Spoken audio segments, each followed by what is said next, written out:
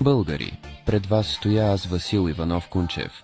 Колко от вас написаха правилно рожденото ми име под предишното видео? Ако не сте се справили, то със сигурност сте научили нещо ново. В края на видеото ще откриете моя следващ въпрос към вас, но първо ще ви разкажа още малко за своя живот.